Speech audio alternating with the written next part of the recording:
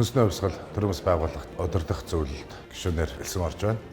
За миний хувьд бол Монголынхаа хүүхдүүдэд эрүүл хөхөд, эрүүл гэр бүл гэсэн урайнд ордог фермийн шинс үг, дэлхийн стандарт нийцсэн аюулгүй, амттай шинс үг сурагч хүүхдүүдэд бүгд нь өдрийн цаг хөтөлбөрт оруулж ирээдүйд болсон монгол хүүхдүүдийнхаа эрүүл бие мөн таруул ухааныг боломж хөгжүүлэх ийм алсын хараа эрхэм зорилготойгоор энэхүү нийгэмлэгт элсэн орж байна. Манай хорон маань сүүнийхээ дотоод бүтээгдэхүүний 54% хангадаг.